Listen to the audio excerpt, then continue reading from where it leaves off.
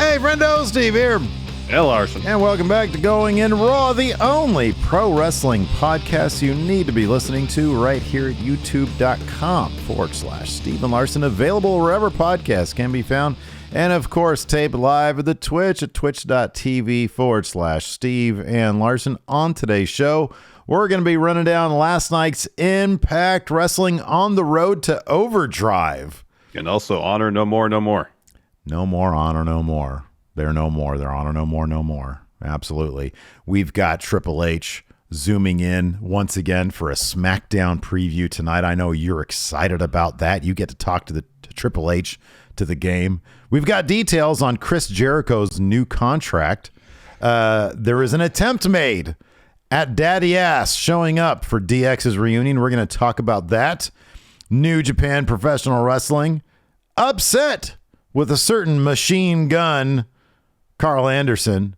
We're also going to talk about AEW buying out CM Punk's deal. Seems like it's going to happen. But Larson, first up, just want to mention this. So all week you've been keeping me and the Friendos on the edge of our seat. Are we going to do a watch along tomorrow for the final Big Red predictions thing?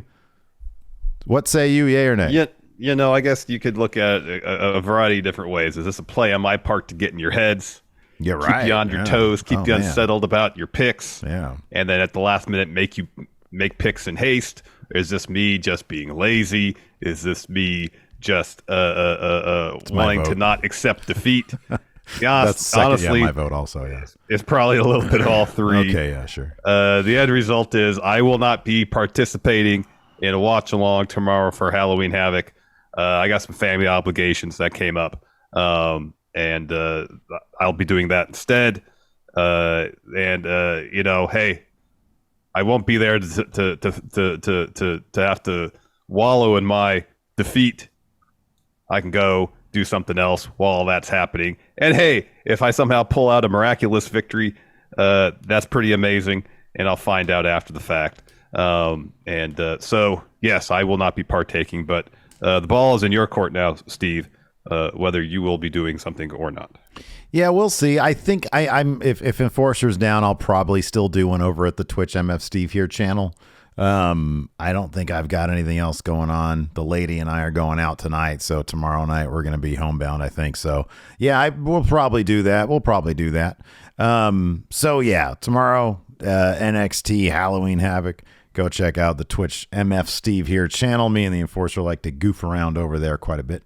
So check that out. I don't think we're going to do a Smackdown watch along tonight, though, because I do have some obligations as well. Yeah, I won't be available tonight anyway. Yeah, so this night, tonight, nothing tomorrow. Yeah, probably over at MF Steve here. November is a busy streaming month, too, because there's 2 WB shows, there's Crown Royal, there's Survivor Series, there's Full Gear, yeah, and then there's Impact. So there's 4 shows potentially next month. Yeah. So there's a lot next month too, but there's nothing in December. We'll be streamed. Well, yeah, I know. So expect plenty of Raw watch alongs. You know what I've been doing over at MF Steve here, or I did this past week and I really liked it. Me and Enforcer do Warzone, which is where we don't watch the first hour live. We just watch the last 2 hours of Raw live. We get the recaps from hour 1, and it's only 2 hours, so 3 hours, a 3 hour watch along for Raw with commercials and shit. It's a lot, yeah. It's a lot. May I suggest for December we do the holiday office party again? Yeah, that'd be great. Yeah, we'll call up Church of Joshi. I think they're getting back in the swing of things.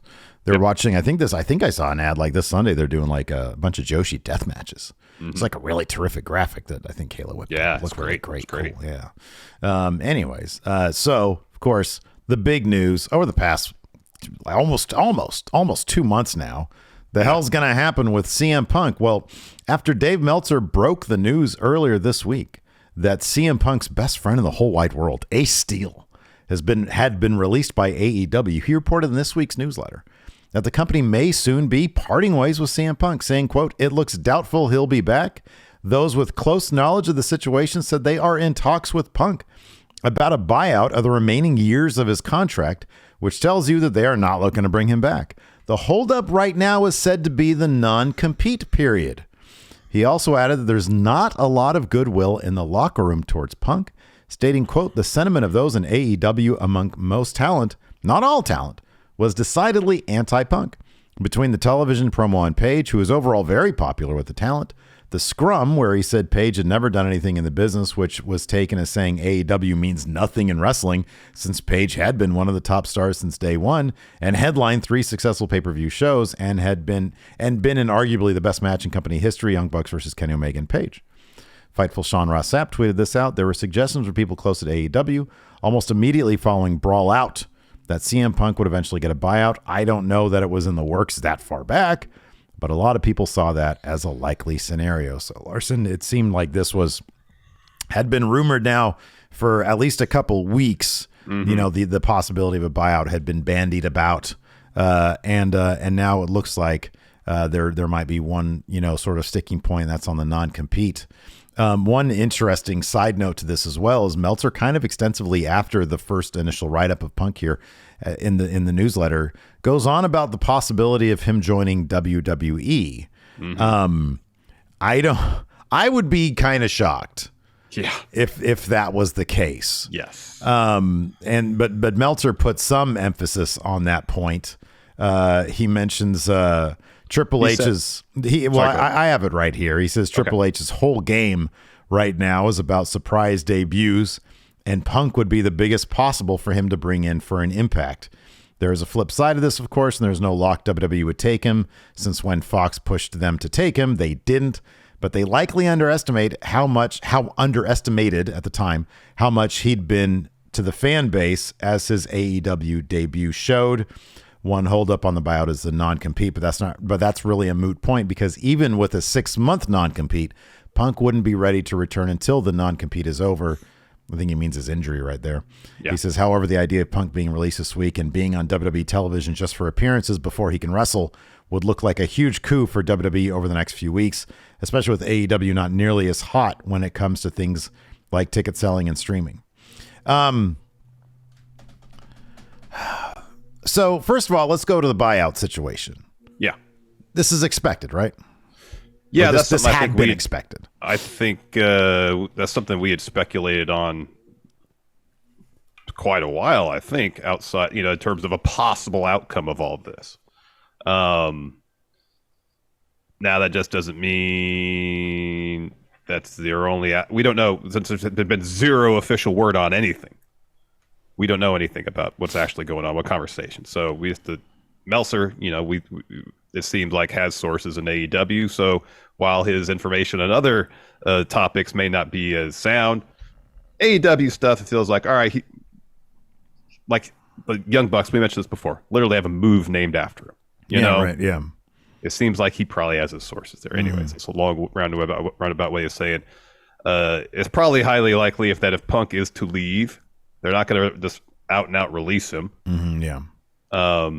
It'll probably be a buyout situation, because if it's a buyout situation, it would seem to eliminate the possibility of any sort of legal entanglements after he parts ways with the company. Yeah, right. Because that would have to be a negotiated thing. Yeah. Yeah. I mean, one thing that you and I have both noted on specifically yesterday's episode on the AEW review as well, is that they did show him in the Ring of Honor video package,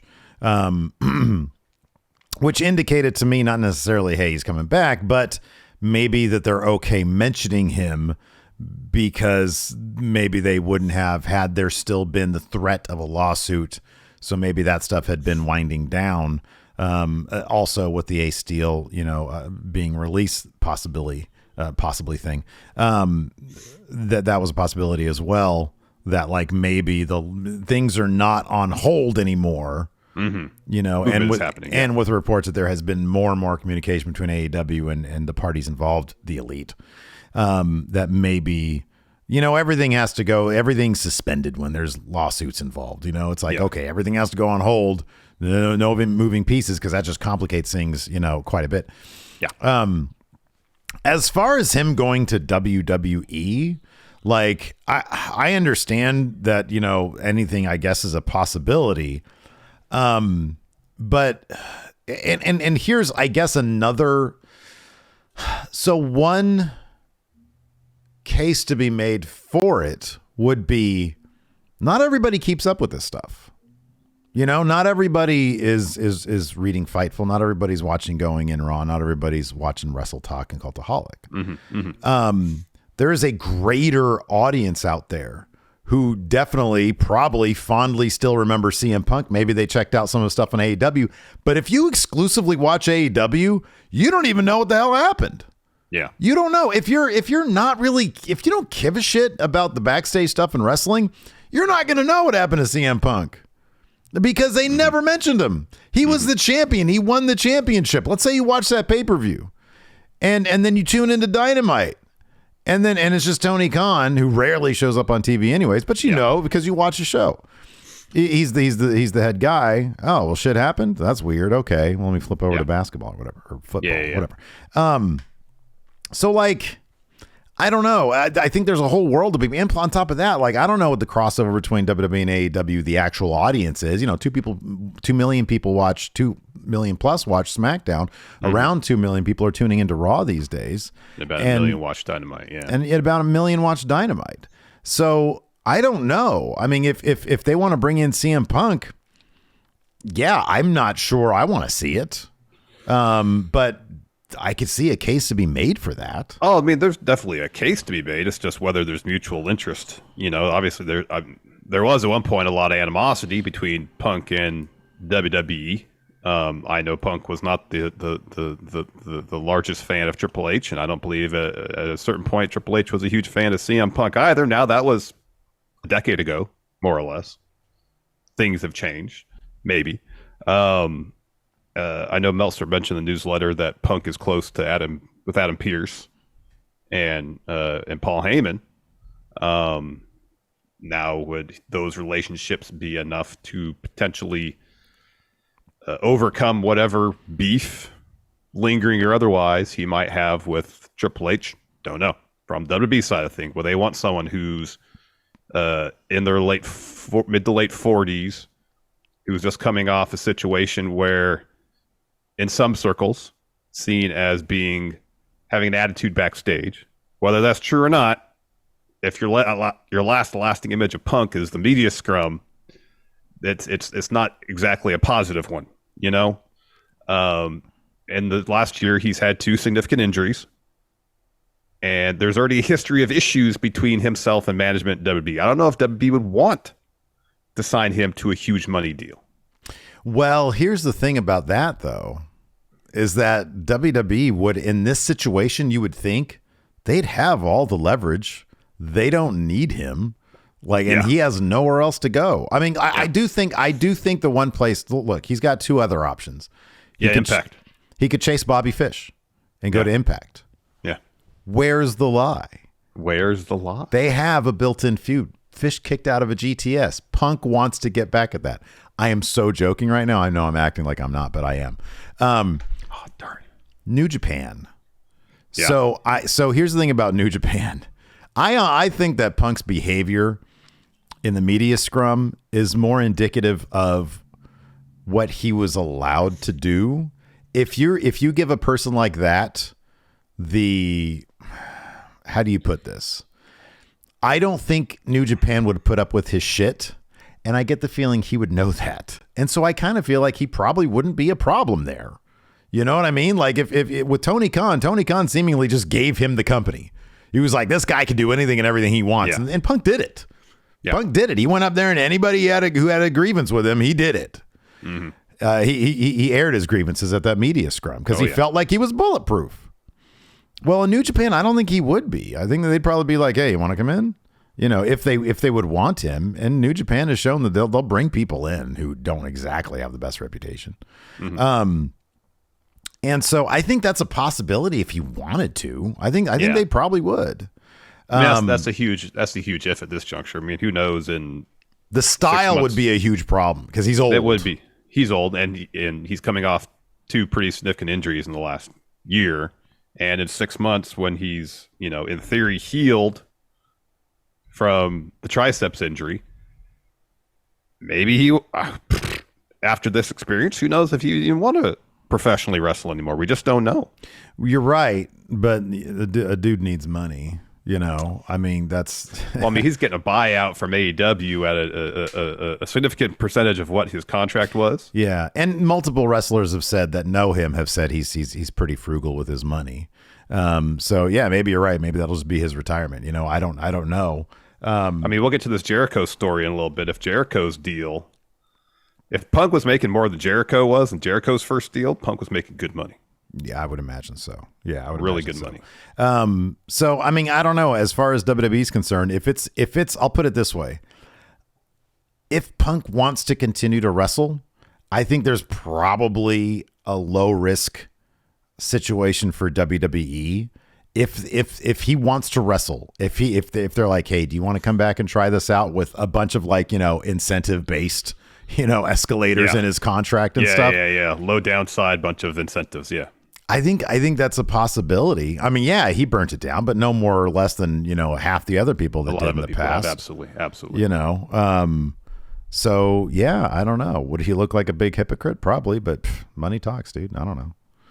So yeah, we'll see about that.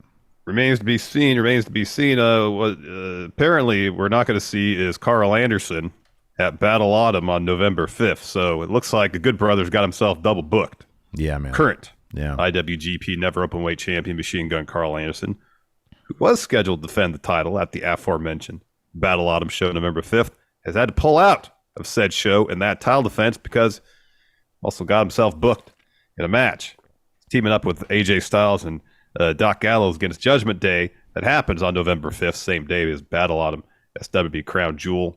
And in a recent interview with Tokyo Sports, New Japan Pro Wrestling president Takami Obari stated he was furious about the situation. Yeah, now, I think the odds now of Karl Anderson walking out with that never openweight title went from small to 0.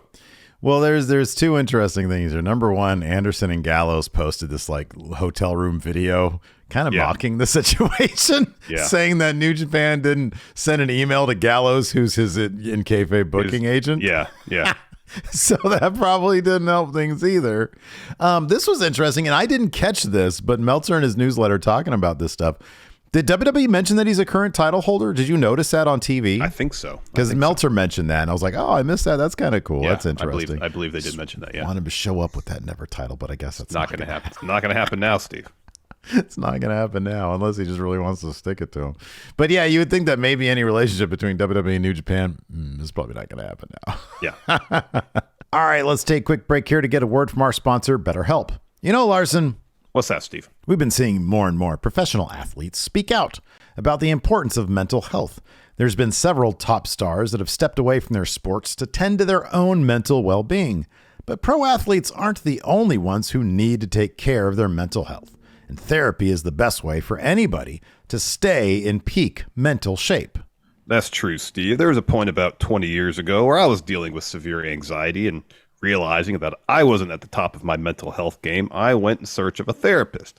But back then, finding the right therapist was a difficult process. It took me quite a while to find someone I was comfortable talking to. But once I did, I started gaining the tools I needed to better cope with my anxiety. Today, BetterHelp is a great option if you're considering therapy because it makes the process of finding a therapist much more convenient and accessible. The whole process is done online, so you don't have to leave your house. And all you got to do to get connected with the therapist is fill out a quick survey. Plus, you can switch therapists at any time. So when you're ready to feel at the top of your mental health game, therapy can get you there. Visit BetterHelp.com/raw today to get 10% off your first month. That's BetterHelp, HELP.com/raw. And let's get a word from our sponsor, RexMD. Guys, listen, I get it. I understand. You don't like going to the doctor. And I understand they can be difficult going to the doctor to talk about certain issues, particularly those down there in the crotch chop zone. Yeah, down there. You guys know what we're talking about. But here's something to remember. Most men's health issues have a simple solution, and RexMD is all about simple solutions. You see, RexMD makes getting generic and branded Viagra or Cialis easy. Everything's online, even the prescription, and they deliver directly to your door. No office visits, no talking to a receptionist. Super simple. It is super simple. All you got to do is fill out a quick medical questionnaire online, and a doctor will review your situation and prescribe you generic Viagra if appropriate. then your medication gets shipped directly to your door with free 2-day shipping. Thanks to RexMD, over 300,000 guys have gotten generic Viagra quickly and conveniently. RexMD is fast, simple, and cheap, and you can access your U.S. licensed RexMD physician anytime you need afterwards. RexMD just works, and it works the very first night. So, guys, are you ready? Starter packs of generic Viagra or Cialis are now available for our viewers, but you've got to go to rexmd.com/raw to get started. That's RexMD, REXMD.com/raw. And before we get back to the show, let's get a word from our sponsor, DraftKings. You know, dude, it's been a while since I've checked out a UFC card, but I'm looking at UFC 280 right now. It's going down tomorrow. I might just have to check this out, man. You know, I was watching some clips of the press conference UFC had yesterday for 280, UFC 280, and saw things were getting a bit chippy. Team Peter Yan and Sean O'Malley, some pushing, some shoving. Oh, yeah. They had to separate them. Yeah. You know what? You can get even closer to the octagon with DraftKings Sportsbook, the official sports betting partner of UFC. And check this out. New customers can bet $5 on UFC 280 and get $200 in free bets if your fighter wins. Wow. And if I wanted even more action and a shot at boosting my winnings, then I could try a same game parlay. I know you love your parlays, Larson. I do. I love myself a good parlay. I like boosting my winnings too. This is what you got to do. It's simple. Combine bets like which fighter gets the win, how long the fight will last, and so on. So if you haven't tried DraftKings Sportsbook, today is the day. Download the DraftKings Sportsbook app now. Use promo code RAW. Throw down $5 on UFC 280 and get $200 in free bets if your fighter wins. That's code RAW this Saturday at DraftKings Sportsbook, the official sports betting partner of UFC. Minimum age and eligibility restrictions apply. See show notes for details. So this was kind of interesting, though. Potential relationship between WWE and AEW was bandied about.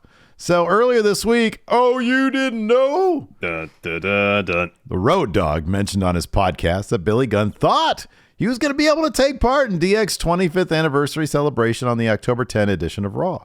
In the latest Observer newsletter, Meltzer explains why Daddy Ass wasn't there. He said this: Tony Khan agreed to let him do the show, but on the air, they would have to mention that he's from AEW or that AEW allowed him to appear or some wording. But there had to be one mention that in some form he works for AEW, just as WWE already did when they got Mickie James for the Royal Rumble this past year. WWE stalled on the yes or no, and at the last minute, they would not agree to it. Fightful Select had some additional details, with sources telling them that WWE had prepared travel for Billy Gunn.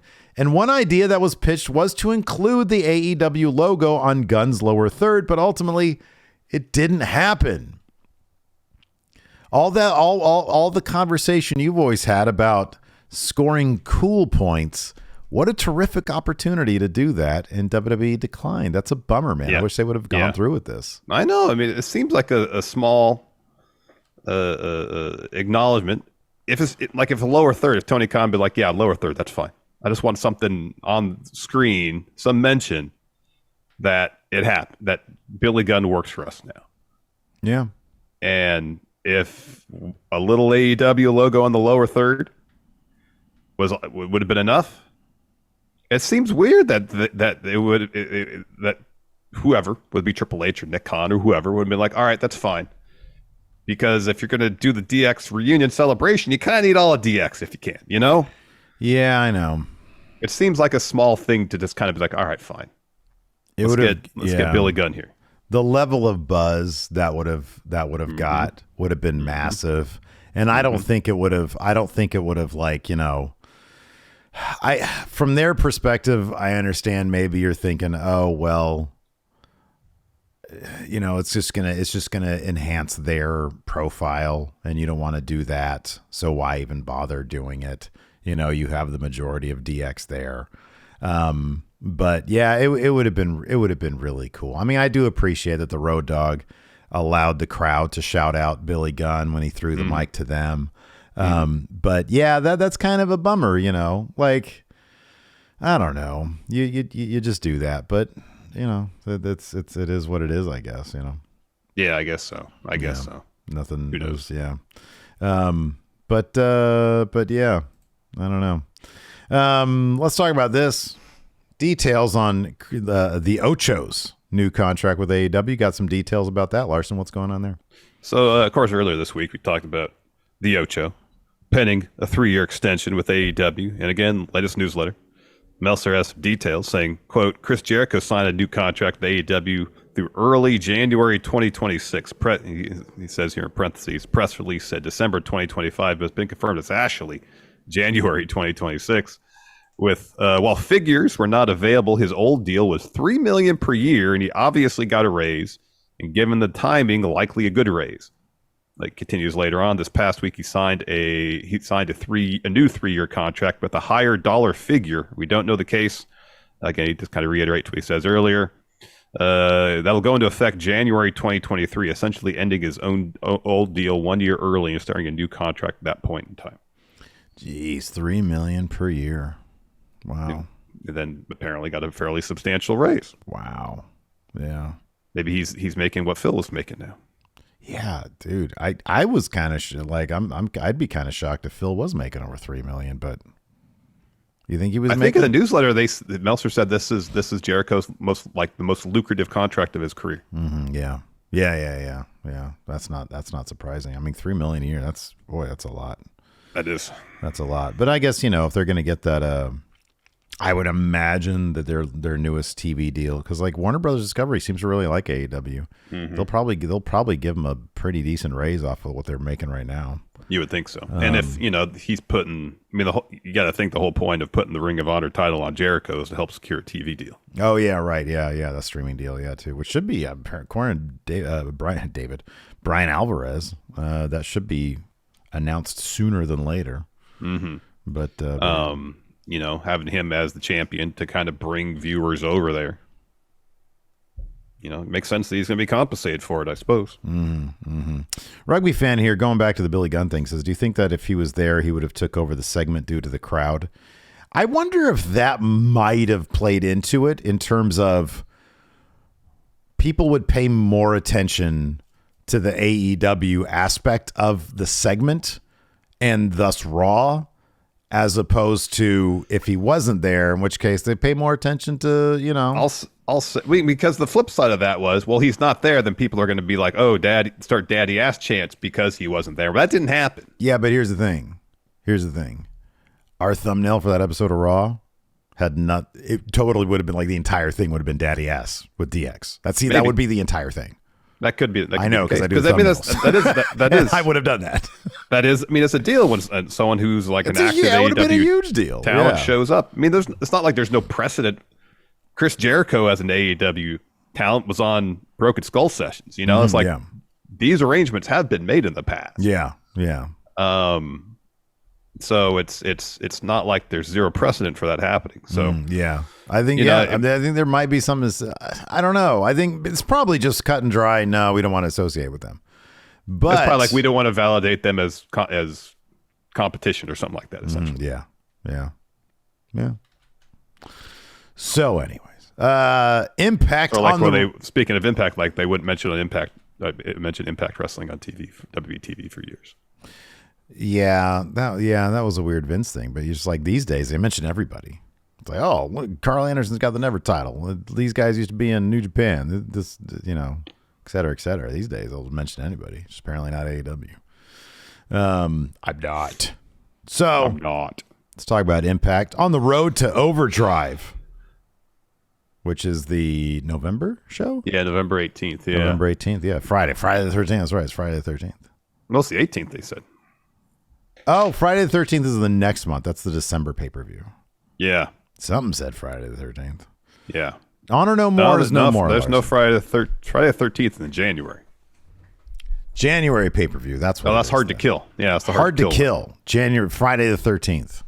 That's hard to kill. Yeah. So it seems like they're all in on this Bully Ray. Is he a scumbag or not story? And in theory, I don't mind the story. I think there could be some good stuff here. I don't know if I want it as the A story in the company, though. I know I don't. Yeah. I know I don't. I was trying to be diplomatic about it, but no, I don't.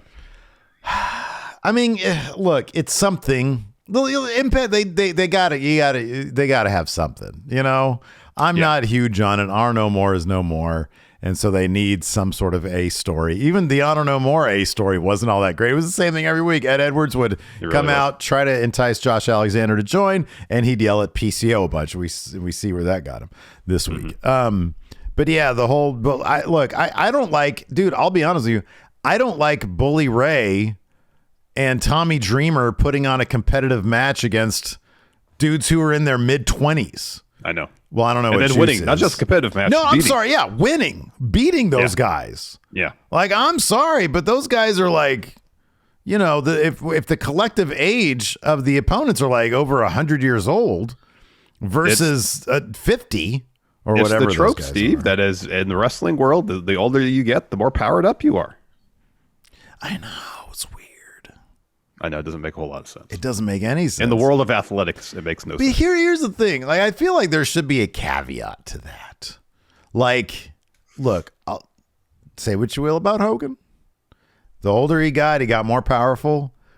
Hogan still was big, jacked, and leathery tan. You know, like but it wasn't quite to the same degree as it was in his. For pro wrestling, I'm saying for professional wrestling, he aged really well. For professional wrestling, I'll say this: Bully Ray right now is in better shape than he was in probably 80% of his career. He was in really good shape for a short period of time in Impact when he was world champion. I remember. Yeah, he's in really good shape right now. He's in really good shape. I know he's in really good shape, but he also looks old. He's in good real life shape. He's in really good real life shape. And Hogan, even though he was buff, didn't look like he was 80 years old when he was in his 60s. No, he didn't. He didn't. He really didn't. I don't know, man. When I saw him try to move around that match against The Undertaker after he won the title, I'm like, this dude moves like he's 75 years old. So I just think that's the thing, though. If you're still big and jacked, I think that, kind of like Goldberg. Like, Goldberg's big and jacked still. Well, then, in that Lashley match where he starts limping around, I'm like, okay, am I really supposed to think Goldberg is going to be able to beat Bob Lashley here? Your point. Yeah, but he does. And that's the convention that I think that they stick to. If you still look like you're jacked, but Bully doesn't. He looks like he's, doing his lawn every Sunday, which maybe he is. I don't know. But he looks pedestrian and old. He looks good. Don't get me wrong. He looks good. He's in good shape. He's in tremendous shape. But not like, he's going to beat somebody's shape. He's certainly not Josh Alexander. He shouldn't be beating Juice Robinson. No, he shouldn't. He should not at all. So, yeah, I don't know. I don't like all that shit and Tommy overacting and stuff. I don't like any of that stuff. Oh, man. Well, like I said, I think the story itself, it could be interesting just as the A story. No. Yeah, I mean, look, everybody. Like if Bully Ray was going after the X Division title because it's like the one time, I assume the one title never won. Be like, all right, fine. Stay away from that. How about that? We got an X Division tournament coming up now. You got Bailey and King in the first round. Mm-hmm. You got Alan Angels and Trey Miguel, the other first round match on that side. Then you got Laredo Kid and Taurus. Laredo Kid, yeah. And then you got Yuya, versus PJ Black. Yeah, PJ Black's coming back. That's awesome. That's great. I kind of feel like Taurus is coming out of the left side of the bracket. Sorry. Over Laredo Kid. Yeah, I feel like it. And then whoever wins between Kenny King and Mike Bailey will reach the final. Yeah, that's sort of up in the air because they've had a thing. Yeah, and it wouldn't be a terrible idea for Kenny King to maybe cheat to win against Speedball, and then you can set up him versus Speedball once. But then again, Speedball and Trey Miguel have history too. Yeah, that's true. Well, yeah, Trey Miguel, he So, don't know. Wait a second. Back up a second. What? Trey Miguel. Yeah, he had a little feud with Mike Bailey when Mike Bailey was in that thing. Okay, wait, didn't he just win like the X Division, like last week? They had like an X Division 6-man or a 6-way, didn't they? Oh, Trey did, but the idea was, hey, if you win this, it might give you a leg up on becoming. I thought it was a straight up number one. I thought when he went to the parking lot, he was like, "Hey, I'm next in line." No, well, he did because it wasn't an official thing. It's like, I won this match, I should be next in line. But he should get a bye in the first round. He beat everybody in the first round. Commentary said before the match, "Oh, if you win this, it might give you some advantage with Scott D'Amore when trying to make the case be new number one contender. Can it was not we- an official number one contender match. Can we please agree, like now that we own Action Coast Wrestling, not to do that shit? We're not Oh, going yeah, I to put can't stand it. Yeah, like somebody wins a 6-way with everybody. He wins, and then he's got to be in a tournament that's filled with all those same people, basically. Yeah, We're not doing that. it doesn't make a lot of sense. I agree. No, it doesn't. Yeah, honestly, whoever wins between Kenny King and Speedball, I feel like will probably win the whole thing. Yeah, I don't know if they'd go right back to Speedball. I think they're gonna have him chase it, and if they chase it, it'd probably be Kenny King. Yeah, that makes sense. That'd be good for him too. It'd be great if Taurus won it, because Taurus is great. Wouldn't that be cool? Oh, Taurus is so good. He doesn't cut promos, does he? Or if he does, I never heard it. Because he got a big old mask on. It'd be kind of underwhelming. Unless you do like a Shockmaster Ole Anderson thing. I am Soy Taurus. Yeah. You know, I do to me. Help you? Why would help you what? He just is just a dude who doesn't know much Spanish. Oh man, that's what we need. We need like a cool masked beast character in ACW. Okay, let's go to Spirit what Halloween.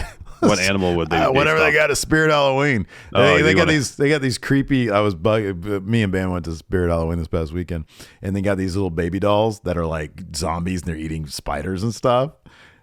Like, we got to have a wrestler who brings out one of them. It's like, this is my child. So it's just obvious they shop at Spirit Halloween. That's what you're asking. Hola. We've established a precedent because of you buying those masks from Spirit for us to show up in. So now it's all going to be Spirit Halloween. We're actually looking for a sponsorship, is what you're saying. So for a couple months every year, we'll get a good sponsorship deal, and the rest of the year, nothing. Spirit should go year long. They'd make a killing. And then let's see here. What else happened? Oh yeah, new tag champions. Honor no more. So Eddie Edwards, yeah, shows up. You know, Alicia Edwards, the MVP of acting in Impact Wrestling. Yeah. Was like, Eddie, you can't do this no more. You know, it's either your family or it's Honor no more. And he's like, all right, well, you're gonna find out what happens. They're in the parking lot. There was a bunch of parking lot this week. Yeah. The parking garage. It's actually a parking garage. Yeah. The parking garage in Impact this week is almost as dangerous as the parking lot Performance Center. Right. Exactly. Ace Austin got murdered. Yeah. And so like, he was like, you're going to find out. You're going to find out. And so it's like, you don't even communicate with your wife. Like, how awkward is that? Again, it's the wrestling trope where if it doesn't happen on TV, they never talk. Even his own wife. Guess not. Yeah. Maybe he's been on the road all week. I don't know. Yeah, man. So anyways, he ends up coming out at the end after Taven and Bennett lose their titles to Heath and Rhino. Heath, that's cool for Heath though. He got the final say over Honor No More. Mm-hmm. And then Ed Edwards comes out. Honor No More is all sweating it because apparently they think they need him. And he's like, he just starts going. He's just having a bad day. He just starts going into everybody. He's like, I don't trust you. I don't trust you, Kenny King. I don't trust you. I'm Matt Taven. I don't trust you, Bennett Canellis, and Vincent and PCO. Oh boy, you are the bane of my existence. You are the reason for everything that goes wrong in my life. PCO, you're a piece of trash. And so PCO, not piece of trash, PCO, who's been dumped on the entire time. Edward Edwards called him a biatch. He said he's a bitch. PCO went off on this motherfucker. Yeah, it's great. And he just laid out the entirety of Honor No More. It was awesome. It was great. Yeah. He fucked him up. He took Vincent, Uncle Harper, and put him through a chair. Sent him on the way to the WWE, evidently. And he sent the other two off to AEW. Yeah. So it's just Kenny King and Ed Edwards there still. Kenny King's going to stick around. He's like, I'm still going to go after that X Division title. And then Ed Edwards is going to go back to being Ed Edwards. Yeah. He's the face version of Sami Callihan is what he is. Well, Sami Callahan's a face now. Is he though? Yeah, because he's going after Violent by Design, who are definitely heels. What the fuck is up with Eric Young taking that loss? Yeah, I know. That was surprising. What? I know. I mean, Rich Swann is a former champion. He's great and everything. North, south, east, west. But oh my gosh. Yeah, no, based on the story they were going with Violent by Design, I was pretty surprised. Yeah. So, anyways, we can jump into it. So the show opens with Juice Robinson, Chris Bay. They're backstage, and they're all, they're making small talk about how they're going to go party afterwards. And then Juice is like, hey, where's Ace at? I'm looking for him. And Chris Bay is like, he's with you, right? No. So they go looking, and there's a sign on the door that says, I think, men's locker room.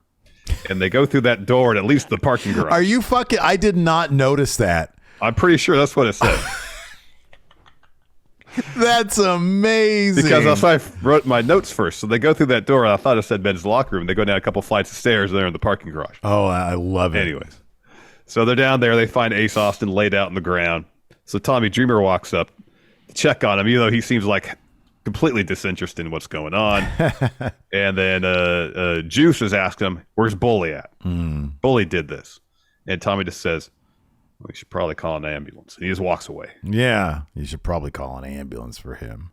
So everybody just thinks that every bad thing now that happens is going to be because of Bully. But Bully, yeah. Unless you're Ed Edwards, in which you think every bad thing is due to PCO. Yeah. Really, Ed Edwards, the worst leader I've maybe ever seen in the history of wrestling factions. I don't know that he would. Yeah, anybody else would have a case for that. You could be right. Just abysmal leadership on Ed Edwards' part. Awful. After that, we had tag match Bully Ray, Tommy Dreamer versus Juice Robinson and Chris Bay. Of course, Chris Bay and Juice Robinson come to the ring with a head full of steam. They all go at it. Bully hits Juice with a bully bomb and actually wins with that shit. Bully goes to the outside and he's telling Chris Bay, he's trying to say, hey, I'm on the straight and narrow here. He's like, I don't know what happened, Ace. Wasn't me. He says, look, I'm sorry I took a shot at you in the ring, but things got heated. You guys were stepping up to us, peacocking us. I'm sorry about that, but I'm cool. I'm good, Bully. And Chris Bay's like, we all see where this is going, dude. He didn't say that, but you just know he's thinking. He's like, we all know where this story's going. I peeked at Scott D'Amore's notes. You're going to turn into a bad guy after proclaiming you're a good guy. You're probably going to turn on Tommy. I guess Tommy's the guy sticking up for you. But not really even believing him. Yeah, right. Yeah, as we see later on. It's gonna be, the story is probably going to be Bully, maybe honestly trying to be a good guy, but since no one believes him, he's like, well, I might as well be what everybody thinks I am. Yeah, right. Yeah. Sort of like what Kevin Owens did a while back. Anyways, after that, we had a Heath and Rhino promo. He says, tonight's the night. Made a promise to each other. We're going to win the tag titles, and it all boils down to the night. Honor No More took you out I made their lives a living hell. And Rhino says, week after week, I scratched and clawed to make my way back. Tonight, I'm taking the kingdom straight to hell. Straight to hell. God damn it. After that, Tommy and Bully in the locker room. Tommy's just acting like, a whiny little baby. He's like, I know you didn't do it, but I need you to tell me you didn't do it. Yeah, that's exactly it. And Tommy's like, well, if you know I didn't do it, why do you need me to tell you I didn't do it? And he's like, you just tell me you didn't do it. You didn't do it. And then Moose walks in. He says, Tommy, you told me a long time ago, once a scumbag, always a scumbag. And he's just getting a kick out of this. And Tommy's like, yeah, he is. He's like, man, he's like, Bully and I, somehow, some way, we became a family. Like, that's just us. He's like, but you have no family. You're a bastard. He says, you're not welcome in this locker room. You've never been welcome in any locker room because you're a bastard. And he says, how do I know it wasn't you that laid out Ace? And Moose just laughs this off and says, you know what? Here's the thing. I am a scumbag. And if I laid out Ace, I would deny it too. And he looks right at Bully and walks away. And Tommy's like, what? Yeah. I love Moose. Moose is great. Yeah, Moose is great. After that, we got Mia Yim versus Taylor Wilde. Taylor Wilde gets the win here, escapes an eat defeat, hits Mia with a back elbow, then a wild ride to get the W. Then Mickie James comes to the ring. She says it's good to have Taylor Wilde back in Impact. Says it's the first time they've ever shared a locker room. Like they've always kind of passed by each other during the course of their career. Ships in the night is what she said. Yep. He says, this last rodeo is about facing people I truly respect, and that's when Vex comes to the ring to attack Mickie. Taylor tries to help Mickie. She gets attacked too. Giselle Shaw joins the brawl. Jordan Grace runs to the ring. Yeah. And then she takes out Shaw while Deanna and Chelsea, they leave. Shaw looked hilarious here because, like, She tries to slap Grace, and Grace just doesn't budge. She laughs and then just fucking annihilates her with a couple of shots and then chucks her out of the ring. Yeah, that was pretty good. I like that stuff. Yeah, I don't know what. So it seems like Mia Yim's not going to be sticking around Impact. Yeah, it doesn't seem that way. Maybe getting the word from Triple H. You know, man, it's a shame that he's only zooming in for the SmackDown preview because, as we discussed earlier, a lot of questions that you could ask him. I mean, assuming I can get a word in, right? I'll see what I can do. I'll see if I can get some answers. Here's my only suggestion: don't interrupt him. He seems to hate being interrupted. Well, here's the problem. Yeah. He just talks and talks and talks. Yeah, right. Yeah. So if you want me to actually ask a question, I'm going to have to step in at some point. He also doesn't seem to understand the general nature of like punctuation. Like when you finish a sentence, if somebody else talks, that's a conversation. That's not them interrupting you. But yeah. Again, it's like the story of Christopher Walken going through scripts and and crossing out all the punctuation in it. Yeah, right. Yeah, that's a good metaphor there. So yeah, I'm just throwing that to you because you're gonna have to. I'm well aware of all that. I am well aware of all that. Sure. All right. I mean, I'm the one doing these things, not you. So I know exactly, and you're doing such a good job too. You're building the chemistry, you're building the rapport. You're really stepping up for going in Raw, man. It's great to see. Mickey, Taylor, and Jordan have a promo after that. They're backstage. Mickey says, "Taylor and Mickey, we had something going," and then Vexed came along, jumped us, and said, "But we've got a new friend." Or said, "You guys got a new friend," talking about Shaw. Says, "I have friends too. So if we want to fight, let's go." And then Wild's like, "Let's get wild." And then Jordan says, "Yeah, I'm going to drop you on your head." She doesn't put up with the catchphrases and stuff, man. Jordan's all about wrecking fools. Exactly. Then we had Jason Hotch take on I Believe in Joe Hendry. Beforehand. The little video package they had before that was pretty funny where Hotch was talking to somebody backstage about being upset that Joe Hendry took the final spot in the Collier shot.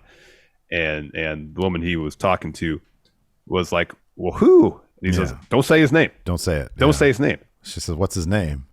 And that's the trigger. Yeah, that's the trigger. And we get the musical number. Say his name.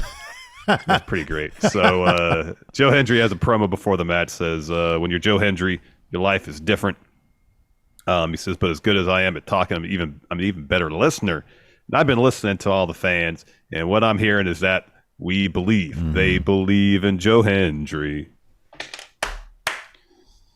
And he wins with Power of Hendry. Power of Hendry. Oh man, yeah, this is great, man. He wins these fans over with such ease, just from his sheer charisma. It's an actual interesting take on the kind of self-help type gimmick that we've seen several times. We've seen DDP do it. We've seen Bo Dallas do it, and it was all kind of meh. This is actually really clever and fun. Yeah, exactly. Yeah, there's more of a meta aspect to it. I like it. After that, we had Scott D'Amore promo. This is just a really fucking long way of saying Kazarian's going to go ahead and cash in on... And he's cashing in because he's never been world champion. That's it. Yeah, did this kind of bury the X Division title a little bit? Like, I don't know. He's like, "Here, don't want this anymore. I want the big title. I ran through your X Division champion so I can get to this guy here." That's why I kind of feel like he didn't need to win this match. He could have showed up and been like, "Hey, I've won the X Division title 4 times. I'm a legend in Impact Wrestling. One thing I've never done is won that." You don't need to have him do the option C, dude. At all. I agree 1,000%. I agree 1,000%. I'm kind of bummed they took that title off Speedball for this. I know. Like if they're gonna do it, tell a story with it that lasts more than like a month. Yeah. If they're gonna tell a story of him, jamming in so many title defenses in such a short amount of time that he's wearing himself out. Well, that's the perfect time to have, for example, Kenny King come in and win. I know. Take advantage of that shit. I know. Yes. I agree.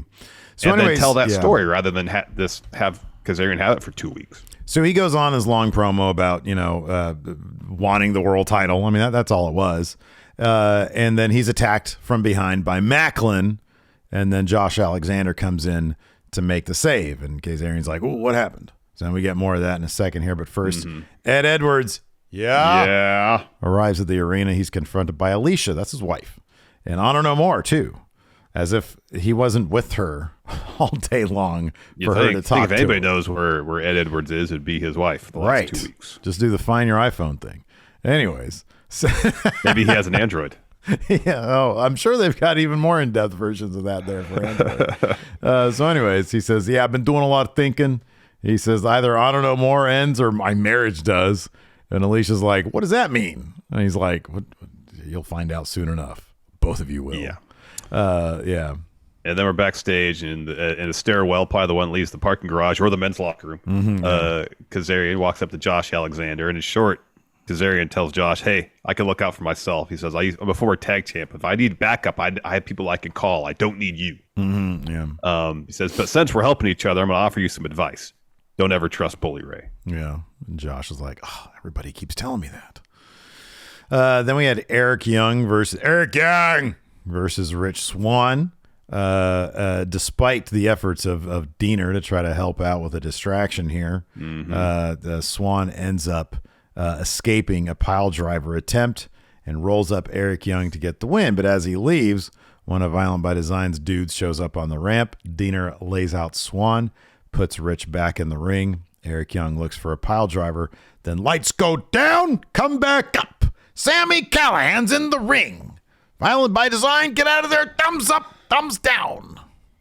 I'm going to do that sometime and like throw out my shoulder because he's so quick and violent with his thumbs This up. one's and thumbs already down. going out, yeah. After that, we had the major brothers? Major players. Cardona tells Myers, man, I'm so proud of you. You're the second longest reigning digital media champ after me. He says, but you know what? I'm not going to go after your title. We're together. We're going to go after there's more titles. And then the Myers says, yeah, the major players, we got to add the tag titles to our resume. Which brought us to our main event for the Impact tag titles. Heath and Rhino taking on the Kingdom. So towards the end of the match, everybody's laid out. The rest of Honor No More, Kenny, Vincent, PCO come to ringside. Rhino's setting up for a gore. Maria distracts him, so he reaches through the ropes and grabs Maria by her hair. Bennett comes from behind. Rhino blasts him. So then he holds up Rhino while Maria gets in the ring and gets a bag of powder. Yeah. She's going to throw the powder in Rhino's face. However, Rhino moves. Bennett gets the powder in the face. Yeah. So then Heath hits Bennett with a wake-up call. Taven hits Heath with a spin kick. Rhino is waiting to gore Taven while Taven's like trying to wrap his brain around what's happening. He turns around, sees Rhino coming, sidesteps, sends Rhino into Maria. She gets gored. Yeah. So that Heath hits Taven with a wake-up call to get the win. Yeah. The interplay between it is, I hope AEW tries their damnedest to play up the chemistry between Bennett and Kanellis, because they really do have good chemistry. All the stuff where he accidentally spears her or kicks her and she accidentally does shit to him. It is fucking hilarious. They do have, I mean, they're married. They have got really good chemistry. Yeah. So anyways, after that, Ed Edwards, comes to the ring, says, the wifey gave me an ultimatum. Either Honor No More ends or my marriage ends.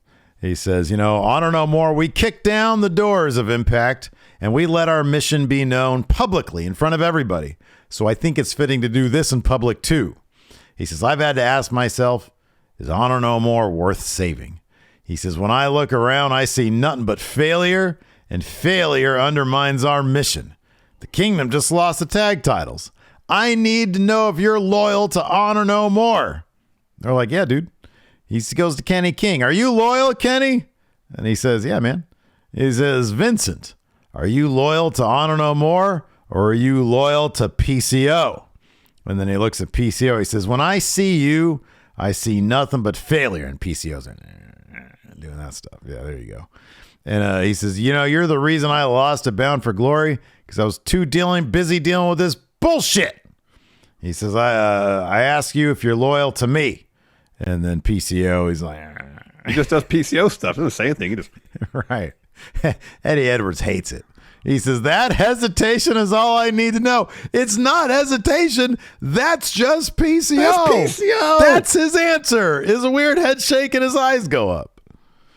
So anyways, Eddie says, he says, that's all. That hesitation is all I need to know. And then Vincent's like, so he puts a sack over PCO's head, to calm him down. Eddie says, PCO's supposed to be a monster? Because somebody in the crowd, I think, said, oh, he's a monster. He says, oh, this guy says he's a monster? He's nothing but a bitch. PCO takes the sack off, hits Eddie with a clothesline, hits Taven with a pop-up powerbomb, boots Bennett, grabs Vincent by the throat. Bennett and Taven, they're like, hey, let's get him. And they super kick him. He no-sells that shit. Yeah. Drops them with clotheslines. Vincent hits him in the back with a chair. He no-sells that. Punches the chair into Vincent's face. Hits a suicide dive on the Kingdom. Gets right back up. Chokeslams Vincent onto the chair back in the ring. And that's your Impact Wrestling. Huge push for PCO coming up. Oh, massive, massive push for PCO. Absolutely. Yep. Oh, shit. Yep. Dude, so he's been in the waiting room. So we got to get this thing going. He's in the waiting room. Fine. So I got maybe. You know what to do, yeah. Just keep on trying to build this rapport. This is your thing. Yeah, I know. I'm trying my best. Okay. I'll try to ask him about Phil, okay? I'm going to log out. All right. Hello. Hi, Triple H. How are you today? What's going on? Better? What's going on, Steve? I feel like $1 million. I feel amazing. The schism is moist. I'm ready to go. All right. You're all aboard with that. Okay. I'm on board with that. I watch your guys' show religiously now. It's really good. You guys got a lot of great ideas, especially that guy Larson. He's really good. You're pretty good too, Steve. Anyways, before we get to the SmackDown preview, can I ask you a question? It'll be quick, I promise. Yeah, what's your question? What? I'm here for one reason. What? Would you be interested in bringing CM Punk into WWE? I find it so funny that you think I would bring CM Punk. What a okay. Look. Number one. First off. Number one, is there any part of CM Punk that isn't injured right now or on the verge of falling apart? I haven't seen his medical report, so I don't know. But this guy can't even jump into a crowd and not completely demolish his foot. That's number one. Number two, before he burned it all down in that pissant company, ACW, he injured his triceps, I think. That's correct, yes. No, 1,000% not. Okay. There's no way. Maybe, you know what? Maybe, how about this? We'll bring Phil back. I've been looking for something, a new angle in the 24/7 division. Some sort of shitty comedy stuff. Maybe we can bring him in as like shitty comedy guy. You know, I think maybe he seems to be fond of that Danhausen guy. Mm-hmm. So maybe we could bring him in, bury him. And yeah, oh my God, boy, I just had to ask. You brightened my day with that joke. Oh, good. I thought that was a funny joke. Oh yeah, I'm happy I could bring some sunshine to your day, Paul. So we got a SmackDown tonight, right? SmackDown. Is it okay if I call you Paul? I'm sorry. Oh my God, don't interrupt. No, you know what? All the goodwill's gone. It's gone. It's gone. You interrupted the shit out of me just now. Not happy about that. My schism is no longer moist because of you. What? You did that. Can I ask you a question? Stop interrupting me. You did that. Yes, what's your question? What can we do to help moisten your schism then, before this segment's over? I mean, you don't have a time ship, so you can't go back in time and not act like an asshole. So, man. Well, Miss Triple H, I just want to be respectful. I don't want. You've been doing these for a couple weeks. I didn't want to be so bold as presume I could call you by your first name. Did you just call me bald? Look, I shaved my head for a reason. I've got a really great head of hair. I think I'd look like a badass. I look more metal bald. I look great like this. Anyways, first up, the influencer, Logan Paul. This guy's great. He really takes it seriously, unlike some people in this interview. Returns to SmackDown en route to WWE Crown Jewel. En route. It's like one of those fancy words like paradigm shift. Do you know what paradigm shift means? That's what happened. Paradigm. Don't interrupt me. That's what happened when I took over WWE, a paradigm shift. Next, Liv Morgan continues her dark descent in battle against Sonya Deville. Listen to how poetic that preview was. Her dark descent. I like the alliteration. That's good stuff. You know what that means? I'm just going to have her jump off something tall. What should I have her jump off of? Can I answer? Don't interrupt, but yes, you can answer. How about production truck? Wow. Are you looking to hurt the superstars of WWE? That's I'm a not lot. looking to That's a hurt lot to anybody, ask. Don't but interrupt. Don't interrupt. You asked me a question. Let's get ready to suck it. All right, what's next? Sorry. Kings. I had some chili earlier. Steph made some great chili. 5 alarm, baby. Oh, really? I had some chili for lunch too. What do you think? You're like me now or something? You think we're like best friends now? Oh my God. No, Okay. I'm just trying to say chili's delicious lunch. Raquel Rodriguez and Shotzi try to pry the women's tag titles from Damage Control. They try to pry it away. This isn't a normal match. This is personal. They want those titles. They're going to try to pry them away. What great wording that was. Very good. Thank you. I know. And last, finally, Sheamus. I told Dad 10 years ago this guy should be the face of the company, and now people are believing me. Only now, the curtain call, Madison Square Garden, 4 friends. They didn't believe me then. Now people are starting to believe me. I hear that your partner says that Sheamus might be Wrestler of the Year. Yeah. Wouldn't surprise me. Steve's been mentioning him as Sheamus. Should I bring back the Lobster Head song? Steve used to have that as his ringtone on his phone. It's So I'm sure fight night time. Sheamus takes that. on Solo Sikoa of the Bloodline, the enforcer of the Bloodline. He's he's a much better enforcer than your enforcer, who is a trash garbage. Triple H, can I ask you a question before we say goodbye? I know you're busy. Question. Can you do me the honor and the pleasure of singing Lobster Head for me? Can you do me the honor and the pleasure of licking my butthole? Let's get ready to suck it. I gotta go. I don't have time to say goodbye. How did it go? Did it go good? Fucking train wreck. Absolute train wreck. What? Dude, we talked about strategy. Did you interrupt him? So this is what happened. I asked him the hard hitting question about CM Punk. I was like, hey, any interest? He thought I was joking. I played along. That was fine. It put him in a good mood. Really? And then I called him. Let me finish. And then I called him Paul, and I was like, "Oh, I don't want to." That he didn't even notice that. But I'm like, "I'm sorry. I don't want to presume that I can call you by your first name, so I apologize." And they got mad at me.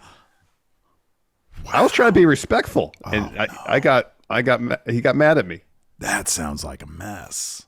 That sounds like it was bad. It was really good, and then it was really bad. I guess you take the good. But it was good because he thought my actual hard-hitting question was a joke. What grade would you give this? I mean, it's kind of an instant F.